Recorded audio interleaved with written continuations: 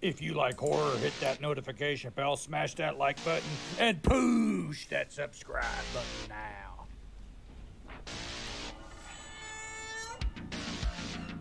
What's the boogeyman? Hello, Sydney. Welcome to my nightmare. We want the man who did this. Welcome to Nick Push's Horror Channel.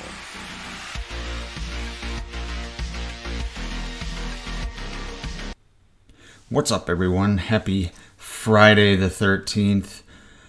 I gotta say, I was not planning on going live tonight, but I have a YouTube channel that, focuses on horror, and that's the rule, right? I see everyone going live.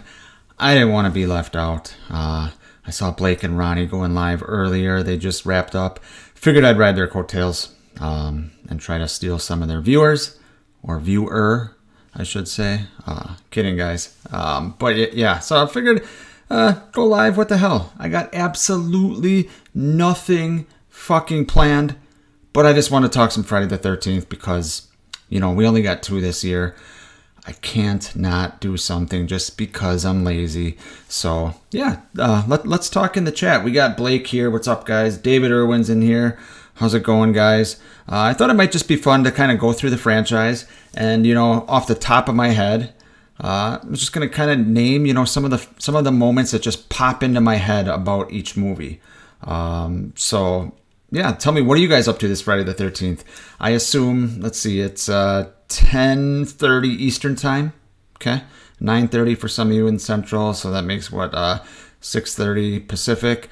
So I would assume most people, at least most people that watch my channel, are either, watching a Friday the 13th movie, or they're drunk, or both. So I'm kind of jealous. I should have drank tonight, but I'll be drinking tomorrow. So yeah, so I'm going to kind of go through the franchise, tell you guys my favorite moment from each movie, or kind of the first moment, I guess, that pops in my head. And if you're in the chat and you feel like participating, let me know a moment from each movie that pops in your head while we're going through here, and we'll read them and talk about them. So the OG Friday the 13th, we could talk about, the most iconic moments, which are obviously kind of like Pamela's turn when she shows up out of nowhere and, then kind of reveals herself as a killer. But for me, for some reason, there's a very odd moment that pops in my head. And I always think about with this movie, and I don't know why. And it's when Marcy and Kevin Bacon are sitting outside the cabin, and you got storm clouds coming out, and you see Ned kind of going into that back cabin, following what ends up being Mrs. Voorhees, or we learn is Mrs. Voorhees. Very creepy scene, by the way, especially because it's daytime, but the clouds are coming, so it's kind of overcast and things like that. But Marcy's kind of just telling this story about a dream she has, a reoccurring dream she has, where it's raining blood.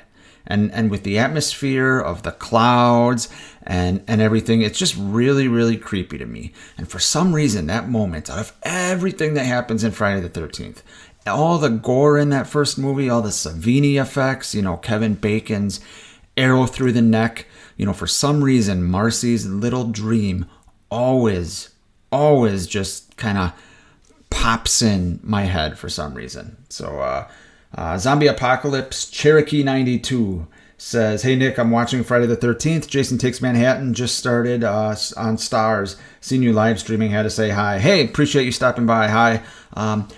Enjoy that mess of a film."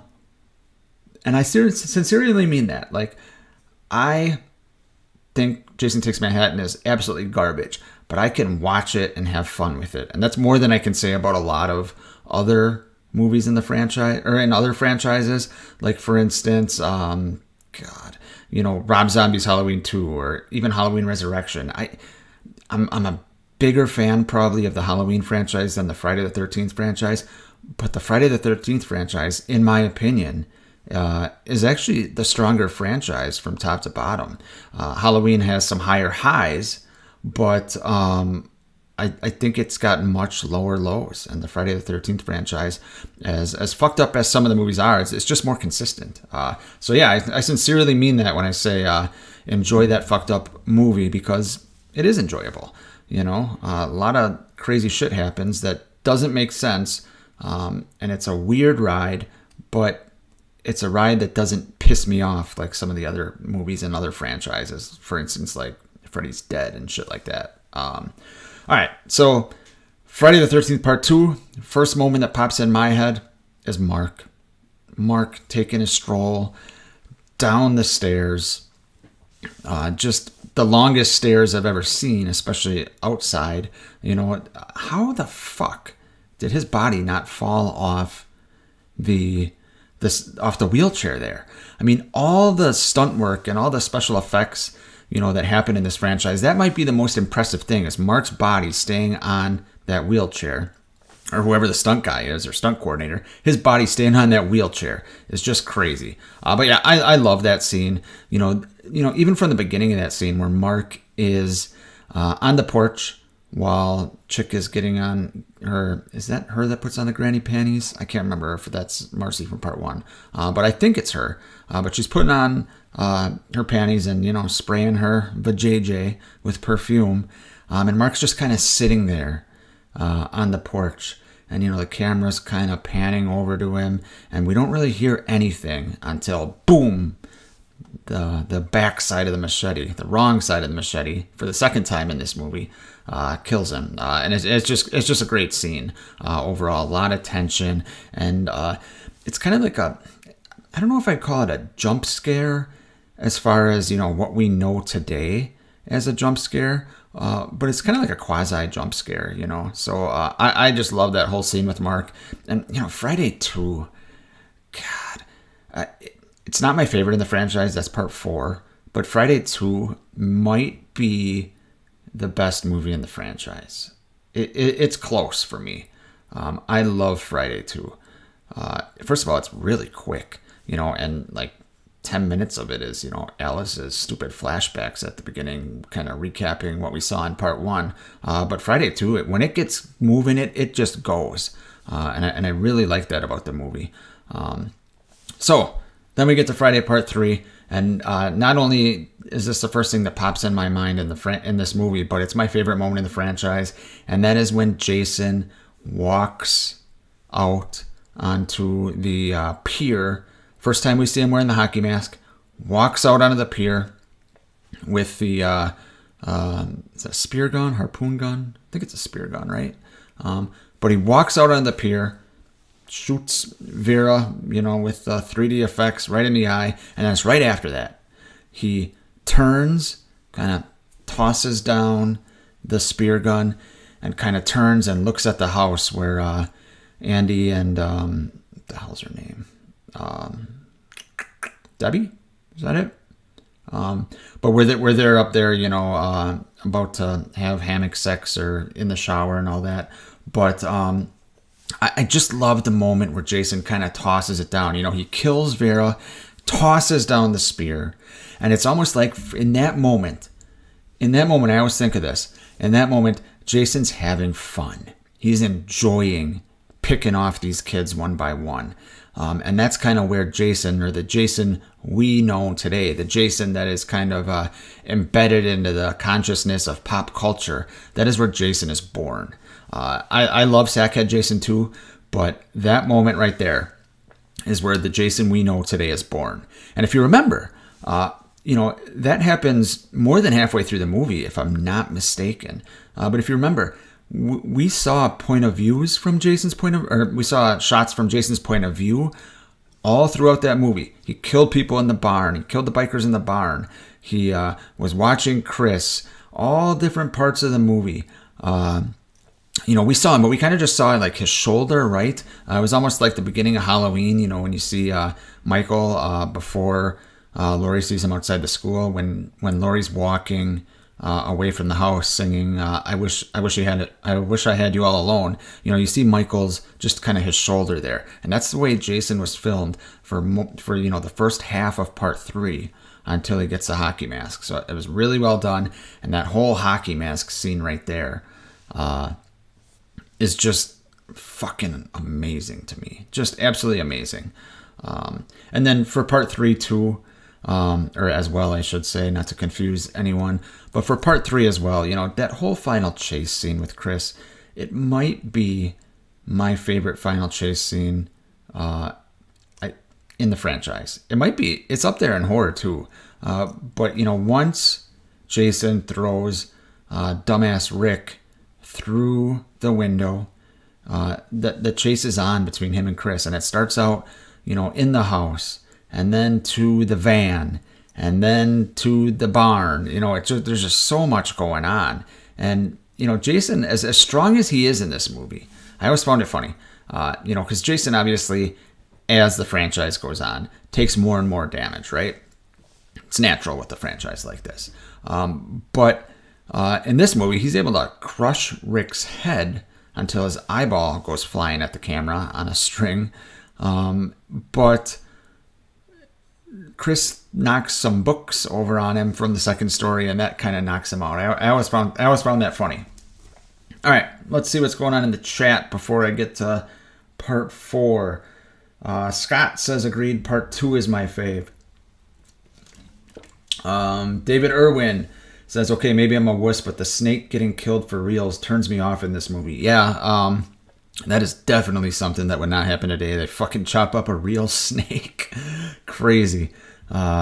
PETA, I think, was pissed at that. Understandably so. Even I'm not a snake lover, but I get that. You really...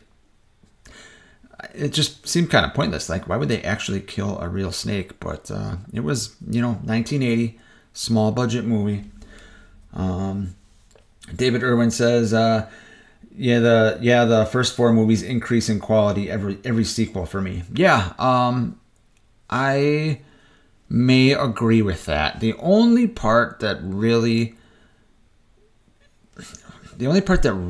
kind of drags for me is kind of the beginning of part 3. We're introduced to the characters like usual, and then there's just a lot of nothing. You get the biker gang, you get Chris kind of being creeped out because she's kind of hinting at being at this place, Higgins Haven. Being there brings up bad memories of something that happened, and she's hinting at it, and obviously we find out later that Jason may have sexually assaulted her or something that is pretty vague, weird. Jason wearing the same clothes he got earlier that day, mind you. But yeah, I agree. The quality in 1 through 4 pretty much increases each movie. And you can make an argument, or I can make the argument, I should say, that part 2 might be the pinnacle of quality.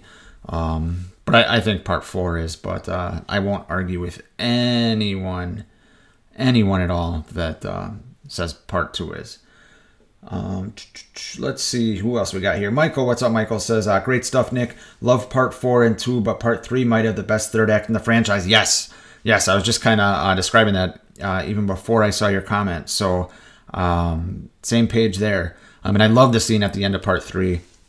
And I was just talking about this, I think, on my buddy Bud's channel, the Shape of Horror podcast. Go check that out if you guys have not.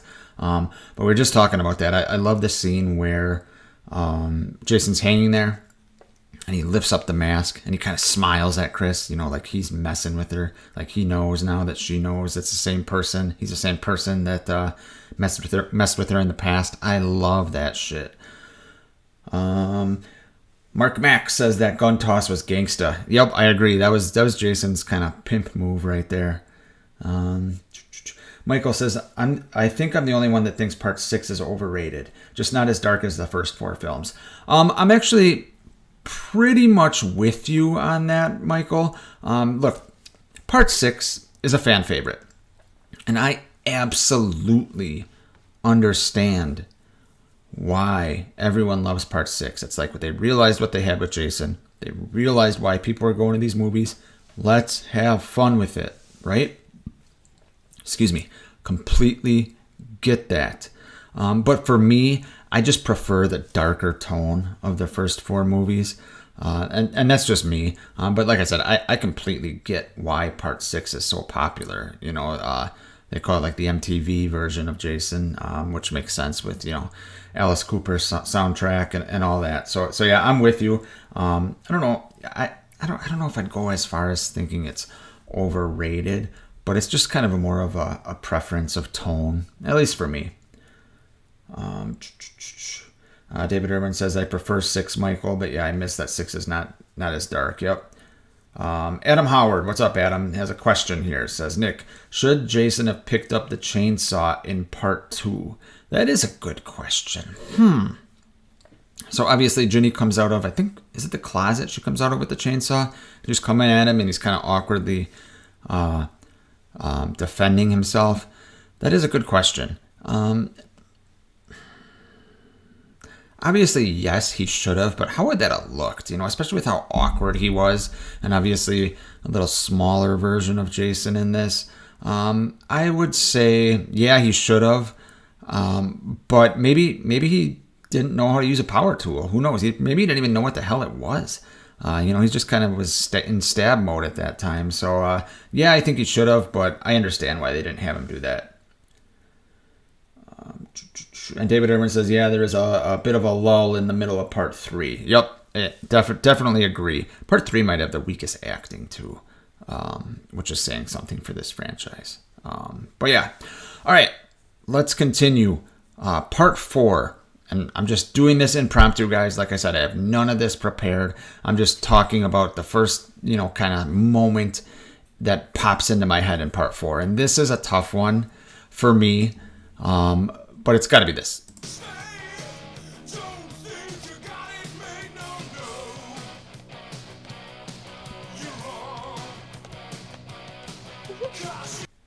I'm kidding. I just had that queued up and I had to do it. But for real, that scene is awesome, by the way. God, the first kind of moment that pops in my head for Part 4 would probably be, and there's so many good ones, that's the thing for me, and it's another strange one, just like the first thing that pops in my head in Part 1, and it's not what you would think, and it's the moment where one of the Doublemint girls is leaving, and you see just her, Jason stabbing her with just her shadow. And the lightning hits, and you see him do it. The lightning flashes, and you see the shadow just against the side of the house of him stabbing her, and then her body goes like flying against the house. That's fucking good shit right there. That is really subtle, good shit. It's something this franchise, if I might be mistaken, that's something this franchise got away from, was, Jason lurking in the shadows. And I understand why they got away from it, because, Jason became just such a brand, especially in the mid to late 80s when, Jason and Freddy Krueger are just, they were everywhere in horror. Michael Myers was not a big ticket item back then, it was Jason and Freddy. So Jason just became such a brand of not only the franchise, but of horror in general, along with Freddy Krueger, that I get why they didn't want to have him lurking in the shadows. They wanted to market the fuck out of him. But they really missed opportunities of doing what they did, like that scene in Part 4 with the lightning flashing. And then when the lightning flashes, we can actually see what's happening through the shadow. And that's just good storytelling. It broke it up from seeing, Jason just show up everywhere and we see him. So I really enjoy that scene. So many good kills in this movie that it's funny that I would choose that out of everything in there. But it just is, like I said, it's just the first thing that pops into my mind. So yeah, that's the first thing for Part 4. First moment for Part 4 that pops in my mind. Moving on to Part 5, the softcore porn version of the franchise. No, literally, this was directed by a softcore porn sleazeball guy, and it shows. But obviously, we have Roy Burns in this, doing the killing, not Jason Voorhees. And I mean, for me, it's the fucking stupid ass candy bar scene. Like, it. The first thing that pops in my mind is the fucking candy bar scene. And it's just Vic and Joey, and Vic fucking just taking an axe to his back. So ridiculous that started off this killing spree there. So just ridiculous. Ronnie's here. What's up, Ronnie? And then Blake has a question. Nick, if you had to delete a film from the franchise forever, but can only choose from the first 4, which are you picking? Jesus Christ, Blake. I'm tired. This is a tough question, man. Look, for me, my order of the franchise, I actually am a very big fan of part 1. But my order of the franchise, my top 3 are 4, 2, 3, in that order. So it has to be, I have to get rid of part 1. But then you run into, a time paradox, a Back to the Future paradox, or a paradox that you guys were talking about last night in your Terminator review on the ATGNAT podcast. Go check that out, by the way, guys. But, you run into something like where, okay, if I get rid of 1 forever, well, then 2, 3, and 4 don't exist. So, if that is the rule, I would say, yeah, you stumped me, man. I would almost say you'd have to get rid of 4 because you can't get rid of 3, which would naturally be my next choice. But then Jason doesn't have the hockey mask, right? And Richard Brooker's my favorite Jason. So it'd have to be 4, which sucks because it's my favorite movie in the franchise. And God damn it, Blake, now you got me thinking about crazy shit. But great question, man. Adam Howard says, The New Blood has a great scene with Jason in the corner while the lightning is flashing. Great score, too. That movie is not all bad. You are right. I forgot about that. He's kind of like, not in the kitchen, but I think it's when, it might be when that sci-fi nerd is reading or something. That is a great scene right there. A very good scene. And we'll get to The New Blood in a second because I have a lot of thoughts on that movie. But yeah. Ronnie says, how would this franchise be viewed if they stopped after 4 and never revisited? That's a great question. I don't know because part 6, like I was saying, really put Jason on the map of popular culture, right? It just put him on the map. You got the Alice Cooper song. You got all kinds of stuff in the movies after that where they are just selling Jason. Jason's on the Arsenio Hall show a couple of years later. But if they stop after 4, in 1984, Jason is dead and buried. I think they would have had to reboot it at some point because... But how would it be viewed is the question. I think it would be viewed... I think it would be not forgotten about. Okay, I don't want to say it would be forgotten about because it wouldn't. There'd always be people like us. I think it would be viewed as kind of a capsule in time of this awesome franchise that really didn't have a miss, and it went out on top with the fucking most brutal death to Jason, to a horror icon you could imagine. But I don't know how popular it would be because as much as these later movies sucked, they were just selling Jason and he just was embedded in people's minds. But I think eventually, they would realize, when Halloween started going nuts now and shit like that, we'd have Friday the 13th being made right now. But yeah, that's an interesting question. That's a good future video. David Irwin says, I'd have no hesitation deleting Jason Takes Manhattan. It's the resurrection of the franchise for me. I agree. Jason Takes Manhattan's the worst in the franchise for me. Ronnie says, you could lose Pamela, just have Jason in the woods, no explanation. True. Very true. And then he continues with greatest franchise with 0 faults if they stop after 4. Box office was the highest with the first 4. Yep, it definitely was. And yeah, it was just strong. And you don't really see franchises that are so strong. Like all these franchises, they all have a shit movie, right? or shit movies, I should say. Every single one of them. But Friday the 13th, by calling itself the final chapter and actually killing Jason, because Jason is dead after 4. They made no bones about it. He was fucking dead. But by doing that, they kind of blew their wad too early. Paramount wanted to kind of get out of the Friday the 13th game. It was an embarrassment at that time. But what's interesting is in 1984, it was kind of the still in the early days of sequels. Sequels to movies did not really start happening until, I want to say, some point in the 70s, right? So 84, you're looking at, this is 4 movies in the franchise. That was a long-ass franchise at that time. Obviously, it got much longer. But the studio, as much as they were embarrassed about it, they didn't know, how much of a cash cow it really was. And then, like you said, Ronnie, 4 was so successful, they end it and then make a new one less than a year later, which is just crazy. All right, Friday 6.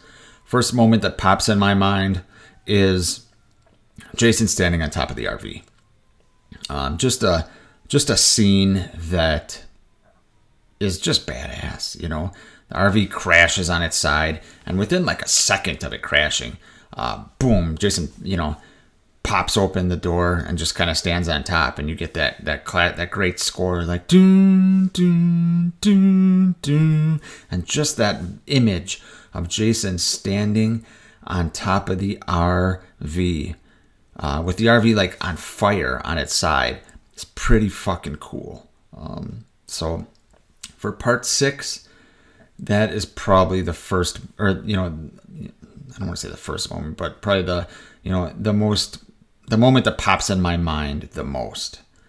But, like I said earlier, I'm a fan of part 6, but I'm not as big a fan as most people are. I know Ronnie in the chat right now, I know it's his favorite movie, and like I said, I get it. I absolutely get it.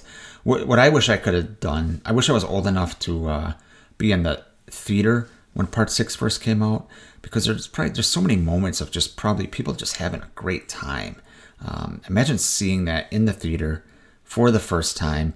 People cheering when Jason shows up, people cheering when he twist someone's head sideways or anything like that. That would be a cool fucking experience. All right, part 7.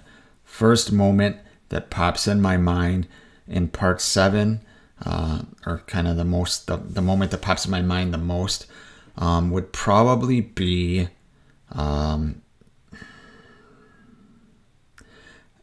don't know really. It's gotta be Jason and Tina kind of squaring off, right? Just because it's so unique in the franchise. I like when she makes kind of the tree branches or tree roots kind of attack him, and then essentially electrocutes him in the puddle when they have that showdown there. But part 7, it's an interesting movie. Obviously, as we all know, or most know, it's just butchered by the MPAA more than any other movie in the franchise. And it's unfortunate that we'll never be able to see what the movie actually was. But it could have been a very good movie. Obviously, Kane Hodder's first appearance as Jason. It could have been such a good movie. And the look of Jason is just fantastic in this movie. Absolutely fantastic. But it's got a lot of issues even besides the MPAA shit. The characters in this, more than most of these movies, and I know the characters in Friday the 13th movies have just become kind of like the butt of jokes, as being, just very bland and token and, cardboard cutout characters. But part 7, is there a likable character in this movie? Obviously, I know you got Tina, the biggest bitch in the franchise, right? But the character of Nick is not very likable, in my opinion. He's just blah. even worse than me, right? But Tina, like, I don't mind Tina, but I don't find her likable. Like, I understand she's going through a situation and trying to, get past the, her demons and get a handle on her telekinesis. And Dr. Cruz, Bernie himself, is, I don't want to say manipulating her, but kind of manipulating her for his own personal gain. But even besides those two, is there any likable character? Tina's mom is fine, but I wouldn't call her likable. She's got a mullet too. But I don't know that there's any likable characters in this movie, and that is a problem for me.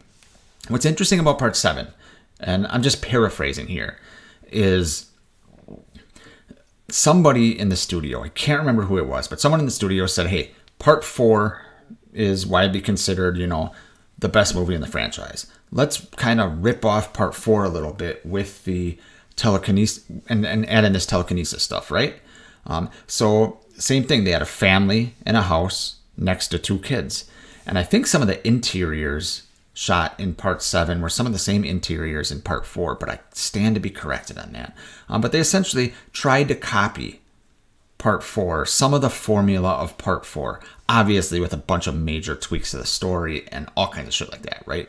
But they tried to copy kind of a little bit of the basic premise, but they missed the boat, because what they didn't realize was that a lot of the success of part 4, or maybe not a lot, but some of the success of part 4 was the characters felt real and likable, and they completely abandoned caring about that in part 7. So yeah, it might have the worst characters in the franchise as a collective whole for me.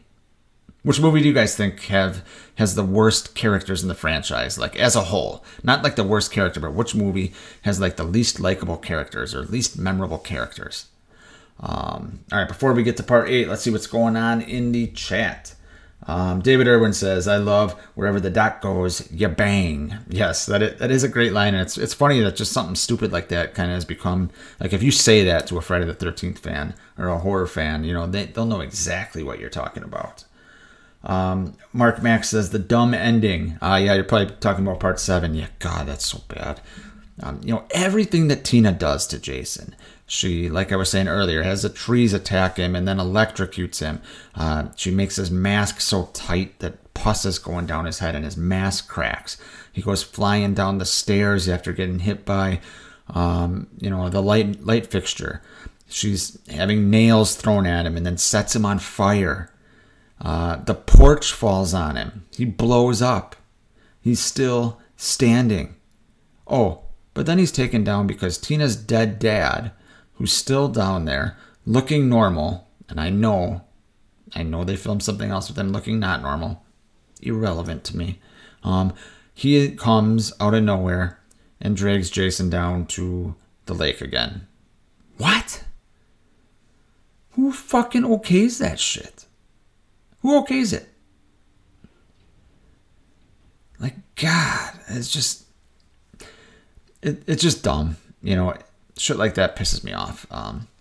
Like, we're supposed to believe that Jason can survive all of this shit, and then he stopped because Tina's dad somehow comes back to life and drags him down. Yeah, okay.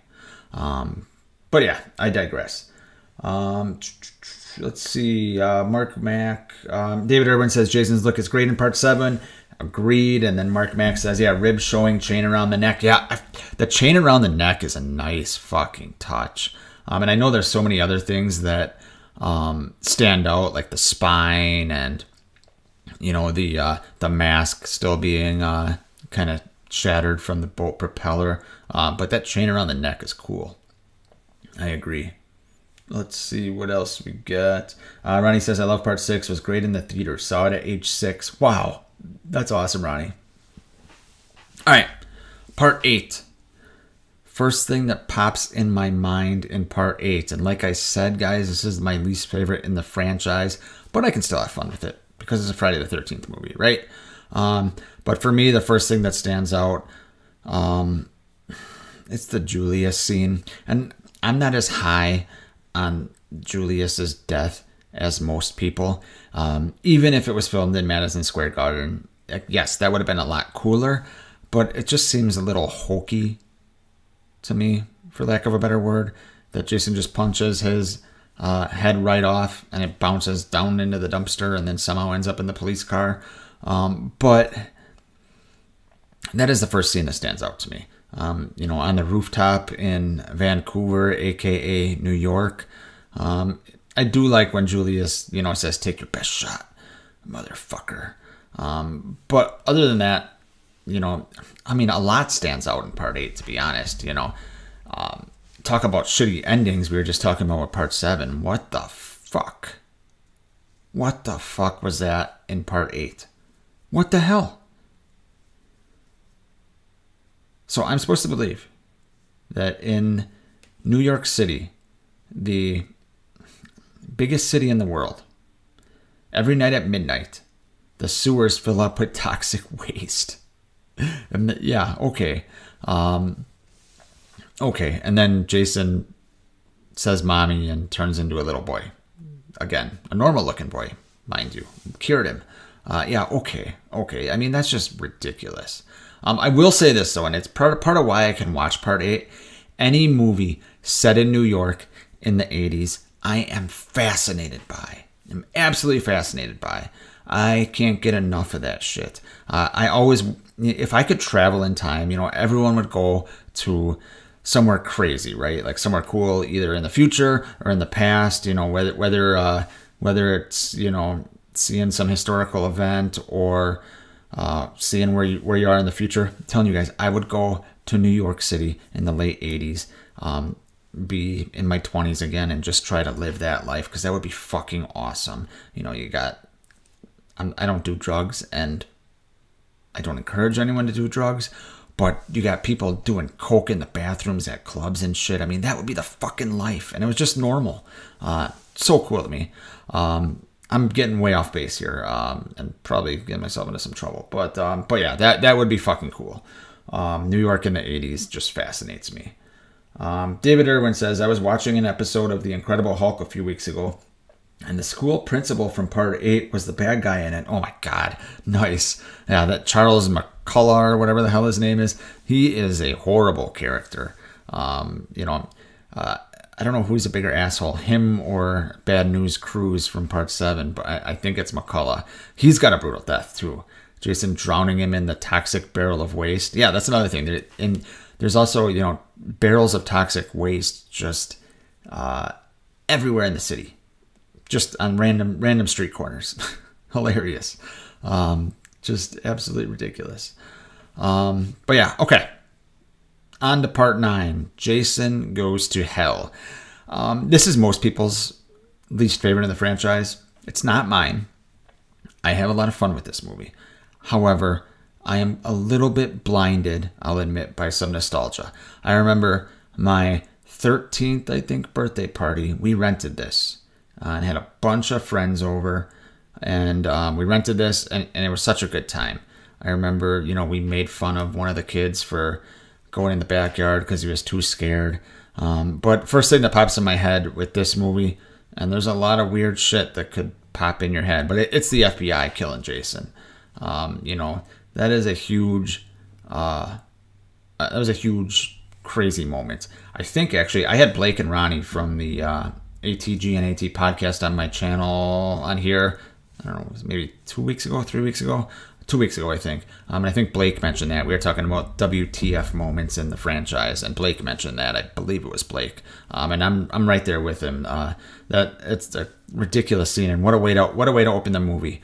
But there's just so many. I mean, as much as I have nostalgia with this movie, and I don't think it's the worst in the franchise, I don't know what the hell they were thinking with this movie. But like I said, I can watch it. If you're marathoning Friday the 13th franchise, and granted, most of us that are adults now don't have time to marathon a franchise with 12 movies in it. At least I don't. But if you are, by the time you get to Jason Goes to Hell, it's probably kind of a breath of fresh air, right? You're watching Jason just randomly kill people in a camp all the time, and then you get to Jason Goes to Hell, and you're it's something different, right? But obviously they kind of missed the mark a little bit with what they wanted to do. But they teased us Freddy vs. Jason, right? They teased that, so they gave us that. But yes, a lot of weird shit in that movie, and that is a absolute understatement. Ronnie says Freddy vs. Jason has the least likable characters. I agree that there's really nobody likable in Freddy vs. Jason. I'm just trying to think. I don't mind John Ritter's kid. I'll say him. I would say I don't mind John Ritter's kid. I think he's more likable than anyone in Friday 7. So yeah, I get what you're saying though. There's really nobody that really stands out. Of course, I love John Ritter, so maybe I'm biased there too. Let's see. Scott says Jason Goes to Hell was lots of fun, especially the diner scenes. Yeah, the diner scenes were crazy. Jason Goes to Hell is fucking brutal with the gore too.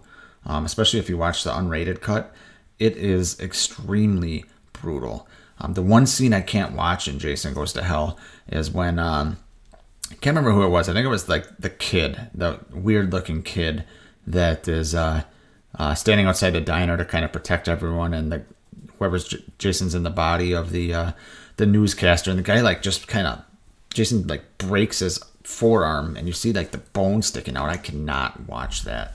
Like I have to like close my eyes or turn away when that comes on because it just grosses me out. I can see someone be stabbed. I can see Kevin Bacon get an arrow through his throat. I can't watch someone's arm break like that. I just can't. It might hit too close to home for me though, because when I was 13 years old, I dislocated my elbow where the bone was sticking out on my parents' trampoline. So anything with like bones coming out or anything like that just creeps me out. Let's see here. David Irwin says, I enjoy Jason Goes to Hell, but yeah, I see why people hate it. Yep. Same here. Like I said, I have fun with it. I got nostalgia. But I get why people don't like it. I get that.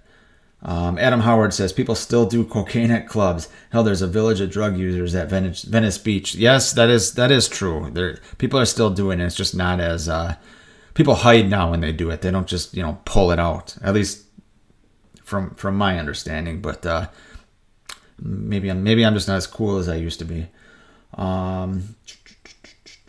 David Irwin says, yeah, Mark Mack, I'd say he is one of that guy character actors, all right. I think you're talking about the guy that plays Charles McCullough.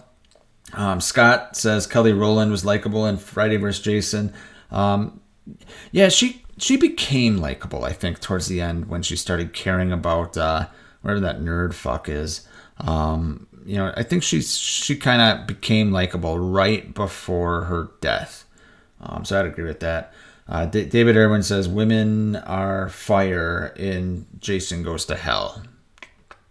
Yeah, that does have some good looking women in that movie. I'm trying to think here. Yeah, they give us all those good looking women, and then we get the scene of some weird erotic thing when Jason passes his whatever soul onto one of the guys. Strange. Jack Obelisk, hey, what's up, Jack, says Richard Brooker was the best Jason. Part 3 was clutch. I agree with you. Richard Brooker is my favorite Jason. For me, I'd probably go Richard Brooker, Ted White, and then probably Derek Mears, actually. But yeah, Richard Brooker, he's just fantastic. Just the way he moves. So Richard Brooker was a trapeze artist. And apparently he's a big smoker and drinker. He's always just, had a cigar in his mouth, the whole time between takes and shit like that. Badass guy. They don't make him like that anymore. But yeah, he had a trapeze artist, so he was very graceful in his movements, and it showed. I know he had the big traps in this movie. But yeah, I love Richard Brooker. Absolutely. All right, so that was Jason Goes to Hell. Next, we got Jason X. First thing that pops up in my mind in this movie, besides just obviously the kill, the liquid nitrogen kill is fucking amazing. It made this movie worth it. But the first moment the moment that I think about the most with this is probably the holographic scene, where they transport Jason via the holograms to Crystal Lake in the 1980s. Right? Yeah, Crystal Lake in the 1980s, I think. Yeah. And it's kind of goes back to Jason Goes to Hell, right? So I just mentioned that you're viewing these movies in succession and you get a breath of fresh air with Jason Goes to Hell, right? So you got a different movie with Jason Goes to Hell, and then we're with a different movie with Jason in space, and then you realize, okay, I was complaining about Jason being at the camp, right? Killing all these people.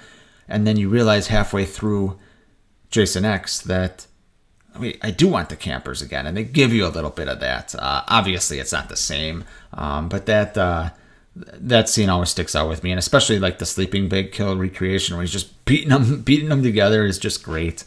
So yeah, Jason X, it is what it is. Jason X is a movie I can't be too hard on. I don't like it, but I just can't be too hard on it because it is what it is. It is what it set out to be. It feels like a movie on the Sci-Fi Channel. I agree with that assessment that I've heard. But it's Jason in space. I'm not going to critique Jason in space the same way I'm going to critique, Halloween Ends or something like that, because Jason in space is just that. It's a fun, schlocky good time. It's got good kills. You can tell Kane Hodder was having a blast in this movie. He really, at this point, has just owned the role of Jason. And yeah, so Jason X, like I said, not a good movie, but I'm not going to be too hard on it. Just like I wouldn't be too hard on a fan film. What are you guys saying in the chat here? David Irwin, oh yeah, when he shaves the cop's stash, Nick. Yes, he shaved his stash. And yeah, Ronnie, you're right. He does shave his whole body. It's so weird. With like an old school razor too, when he strapped him down. I think the director said, was that Adam Marcus? I might be wrong on that. Or maybe he was the writer, but I think the director said, all these movies you see women, so he wanted to kind of, do a scene with men. Couldn't, like, you think women want to see those men? Like, okay, they probably would want to see a different guy than those men, but whatever. So yeah, weird fucking scene. All right, so Jason X, what comes after Jason X? That's 10, so 11 would be Freddy vs. Jason. First scene, and I'm going to keep this strictly Jason related. First scene with Jason is, or first kind of moments from this movie that I think of, besides once again the famous kill with the bed, is probably the fire walk through the field. It's a cool scene. The fire walk through the field is a cool scene. The one thing I will say though about this scene that I hate is when Jason, right before he gets set on fire, he twists that guy's neck around, right? We've seen Jason do this many times where he just kind of twists someone's neck and snaps their neck. Well, in Freddy vs. Jason, it looks really bad. Like, it's all CG, and it looks fucking stupid. He twists his neck and then pushes him down. Is that what Jason does? Like, it almost feels like, I've said it before and I'll say it again, like, Freddy vs. Jason is almost like a comic book movie. It's a gift to the fans. I'll say it's a gift to the fans. But I got to be in the right mode to watch this movie, and there's so much about this movie that just hasn't aged well from a special effects standpoint. It is just kind of like Jason X. It is what it is, but there's something about it that bugs me. And I haven't watched it in a while. I'll have to revisit it, but quite frankly, I just can't see myself being in the mood to revisit it. And with people cutting cords nowadays, myself included, not having stuff on cable and being able to choose whatever you want to watch, you miss out on movies like that you think are okay and stuff like that you would watch if they came on TV because you have access to anything you want, right? And Freddy vs. Jason, I think, is that. Like, I'm not going to be in the mood to watch Freddy vs. Jason. If I'm in the mood to see a Jason movie, I'm going to put on a Jason movie, like 2, 3, or 4, maybe 6. If I'm in the mood to watch a Freddy movie, I'm going to put on, a Nightmare 1, 2, or 3, or Wes Craven's New Nightmare. It's not going to be Freddy vs. Jason. But if it was on TV, I'd probably watch it. So that's just kind of my thoughts on that. But yeah, let's see what you guys are talking about. Michael, what's up? Michael says, are we getting a new Friday the 13th film in 2023? I'm hearing rumors we are. Well, I'll say this. I think we are going to get a new Friday the 13th film. But I'd be shocked. I'd be like floored if it happened in 2023. It's already 2023, and these kind of things get announced a little earlier. I know you can film a Friday the 13th movie pretty quickly, and they could be working out the logistics. But just to kind of echo something that Blake and Ronnie said earlier about the series, is today would have been an excellent day to make an announcement on something, because our next Friday the 13th this year isn't till October. So why not announce something today? So yeah, I don't think we'll get one this year. I do think we'll get a movie. Obviously, we have a series coming up, which we know next to nothing about, except for the word prequel keeps getting tossed around. But I think we'll get a movie too, and I think we'll actually have a movie and a series going on at the same time. And the reason for that is because of the legal stuff. The loophole that they're able to use Jason in the series means both Victor Miller and Sean Cunningham can kind of both do their own thing, and we as fans hopefully can have our cake and eat it too, and we can get the series and we can get movies. I hope whatever they do with the movie, I hope they take their time here.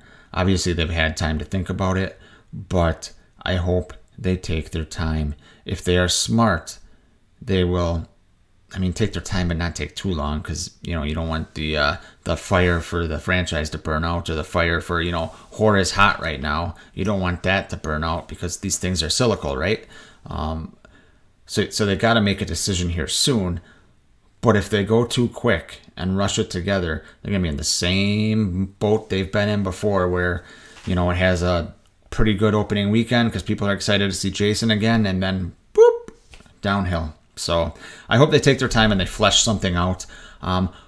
Here's what I would do if I were them. I would contact Vincent DeSante, because the guy from Never Hike Alone and Never Hike in the Snow. And sorry, Ronnie and Blake, I'm plugging you guys again. I would contact him, but Ronnie and Blake on the ATGNAT podcast, they're here in the chat, are actually going to be interviewing Vincent DeSante, and they're going to have him on their show next week. But that's what I would do. So you guys should check that out, by the way. But that's what I would do. I would talk to Vincent DeSante, because he seems to have, all kinds of different ideas laid out. He's got his own production company, Womp Stomp Films. I would talk to DeSante because that guy gets it. He loves the franchise, and he knows, based on what he's doing, that you need to do things that are not just going to be one movie and then figure it out. Have a plan moving forward, so you aren't stuck with one movie and then that's it. Because we already had that in 2009, which we'll get to shortly here. So yeah, that's what I would do. I would talk to DeSante, but I don't see another Friday the 13th movie coming out this year. It's funny though, when you said 2023, I read that and was thinking that was like 2 years away, not this year. David Irwin says he could have picked a hotter cop. All right, yes. Ronnie says, why are they partying in the cornfield after friends were murdered? Yeah, that's another thing. You see it happen in movies all the time. I guess people at school are murdered and like there's some curfew. I'm gonna go out and party with my friends if I'm in high school. So yeah, I guess that's probably not that out of ordinary for me, or at least when I was in high school. When I was an idiot in high school. David Irwin says, as a camp nightmare movie, I like it, but it's a terrible Friday movie. Yep, agreed. Ronnie says, Abby from Dawson's Creek got triple D's for that movie. That's right, she was in Dawson's Creek. Was she Jen's friend? That's right. David Irwin says, Catherine Isabel always gives a great performance, as does Brendan Fletcher. Yeah, Catherine Isabel's great. Absolutely great. Adam Howard says, Blake and his dad's death scene in Freddy vs. Jason is one of the worst moments in the franchise. Oh, yeah. That is a horrible scene that you're talking about, Blake and Ronnie. But yeah, that is a horrible scene when, kind of his dad's head just kind of falls off. And it's just, and it's bad looking too. It's all CG. Just ridiculous. DMT Infinity, what is up? Says, I hope your night is going well, fam.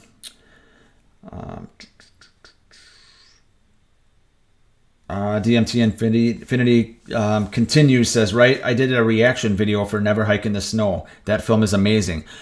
I did a reaction video for that too, DMT Infinity. That's I don't usually jump out of my seat to do a reaction video. But when I saw that a couple years ago, I did the same thing. I'm going to go check yours out now. Go check out DMT Infinity's video on that, guys, if you're interested in hearing some thoughts on Never Hike in the Snow. Yeah, I really liked it, Never Hike in the Snow. My one complaint at the time was that it was too short, because Never Hike Alone was 45 minutes long, and then Never Hike in the Snow was 20 minutes. So I remember saying in my reaction video that I wish it was longer. It ended abruptly, but Vince then commented on my video and said that it's part of a larger story, and they thought it was a better reason to or a better way to do it, so they could make a bunch of shorter films instead of trying to raise a lot more money for a bigger film. It just seemed to really help out what they wanted to do. So it makes sense. But yeah, Never Hike in the Snow is cool. And it gave us what we always wanted. Jason in the snow, blood splattered on the snow. Pretty some pretty cool visuals there. Ronnie says, Megan from part 6, never appreciated her as much as I should have till I was older. Yeah, no shit, man. You get older and you want to be, where Tommy's head is during the car chase. Agreed.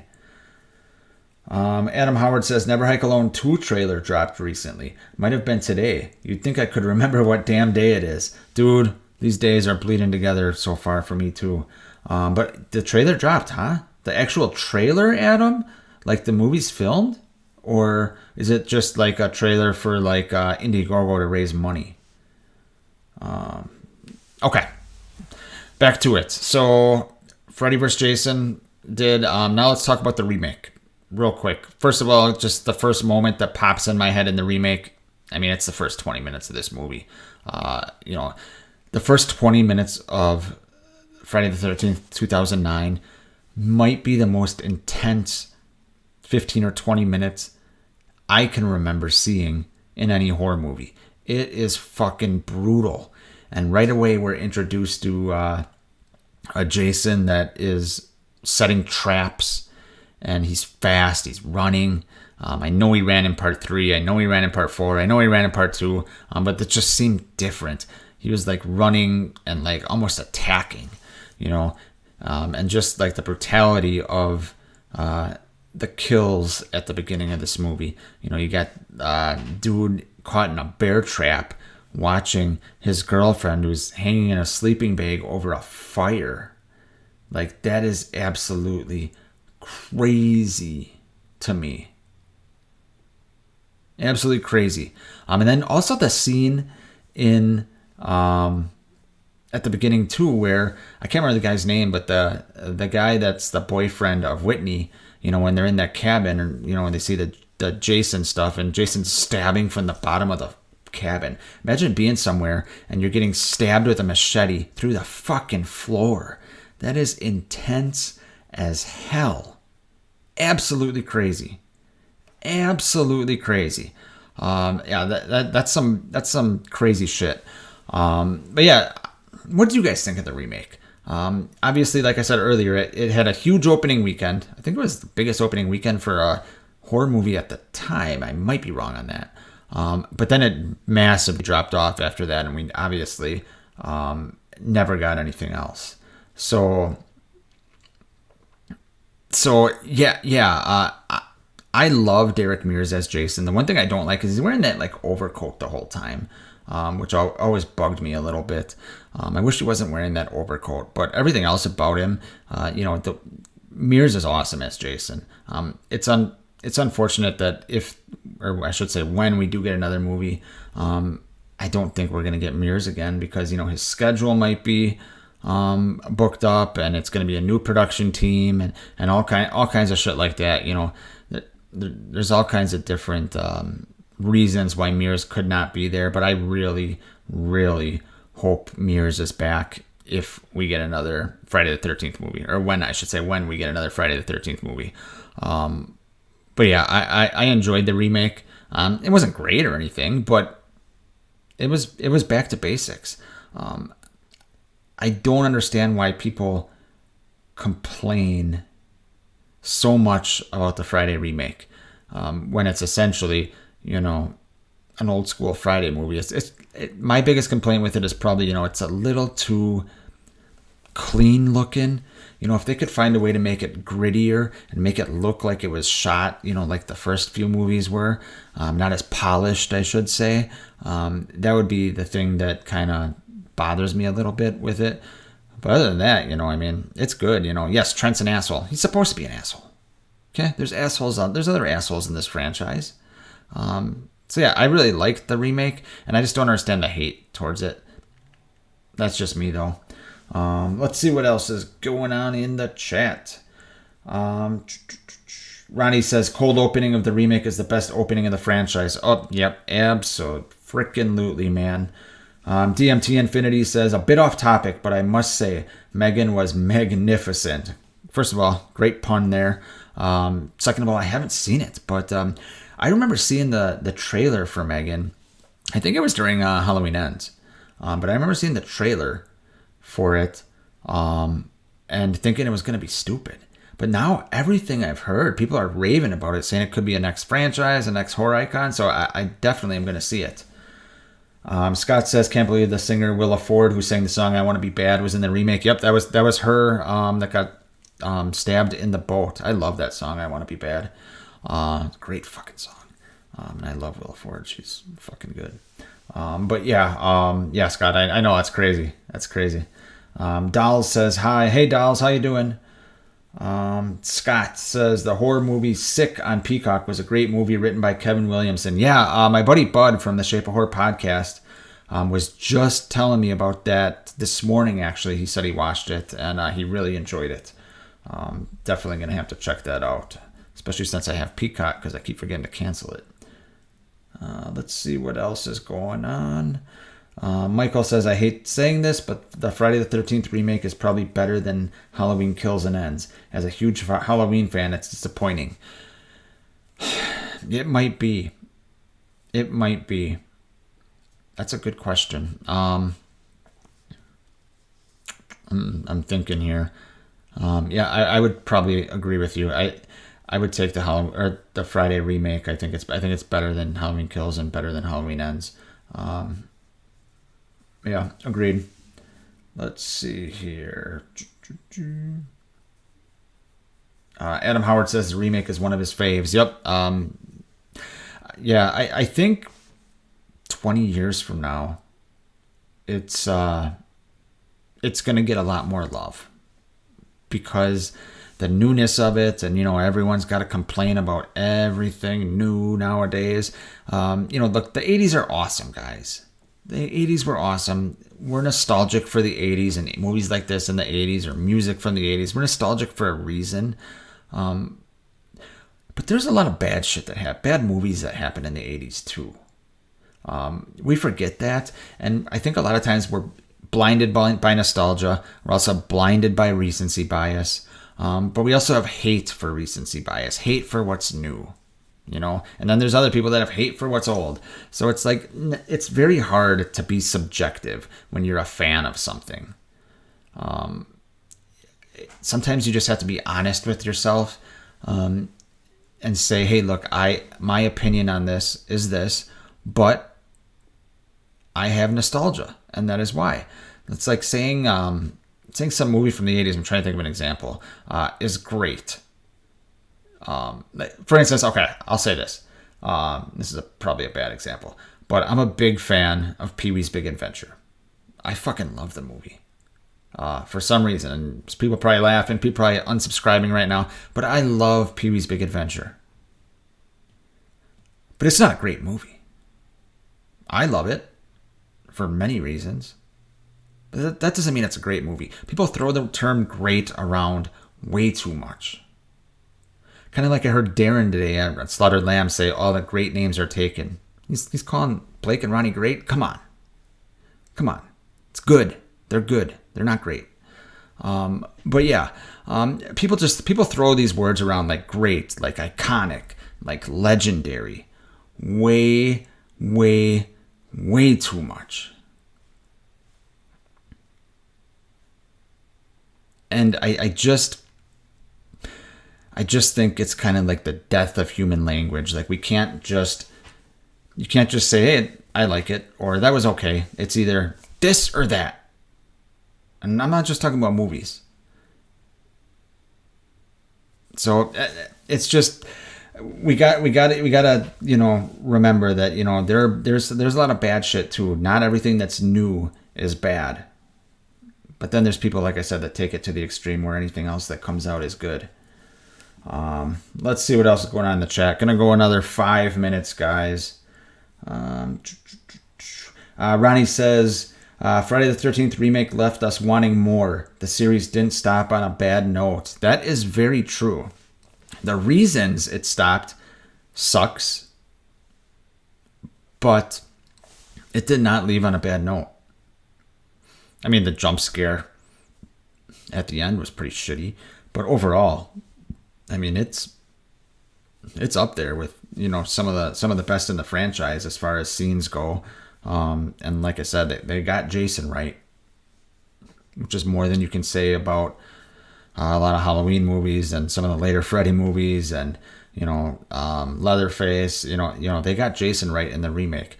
Just like they, in the new Halloween trilogy, they got Myers right. You can give them that.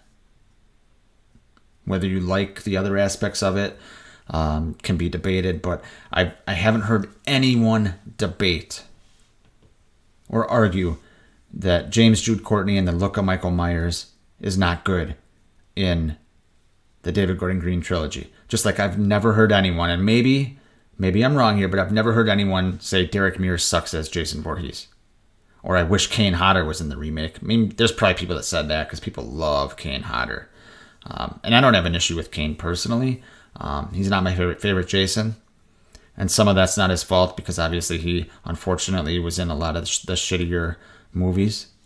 But I've never heard anyone say that they didn't like Derek Mears as Jason. And that is proven to be one of the tough parts of all these franchises, is getting, as they went along, getting their main antagonist correct. And the remake got Jason not only correct, but they made him into a pretty big badass. I will say, I wasn't a huge fan of him kidnapping Whitney. Is that her name? Whitney? Yeah. I wasn't a huge fan of Whitney being held captive, but I do understand it, and it does make sense. It's not like it doesn't make any sense. It's mentioned early on in the movie. She looks like Jason's mom in the locket. We know from Friday 2 that Jason can be tricked into, having a soft spot for people that,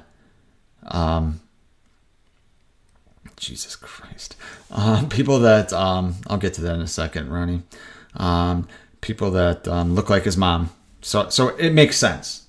Super chat comes in from the ATGNAT podcast, and Ronnie wants to know if I've ever been with a black woman. Ronnie, I apologize, but I do not talk about my sex life on this channel, buddy. I apologize. Good question, though. I guess. I think he's getting me back. He's getting me back for calling them not great. But yeah, let's see what else is going on in the chat. Scott says, hell, I love Adventures in Babysitting. I love Adventures in Babysitting too. Great movie. Michael Joe says, hi guys. Hey Michael, how you doing? DMT Infinity says resembles his mom. Yup. Michael Joe says I love Halloween 6 too. Yeah, it's all nostalgia sometimes, you know. I have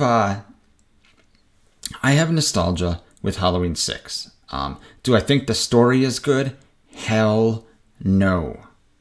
The story is the worst story in the franchise.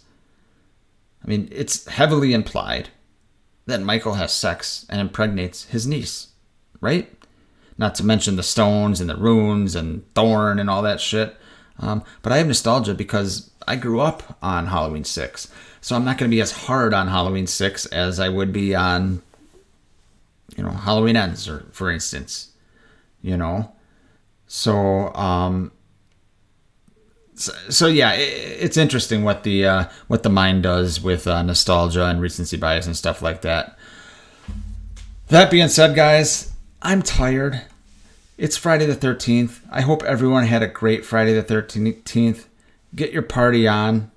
If you're getting your party on tonight for Friday the 13th, do a dance. Oops, wrong one. I hit the wrong thing. There we go.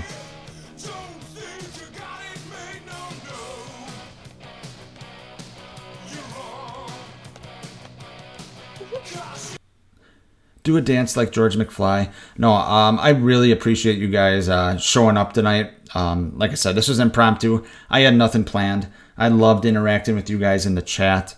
I hope you guys have a great Friday the 13th, and I hope you guys have a great weekend. I will see you next time.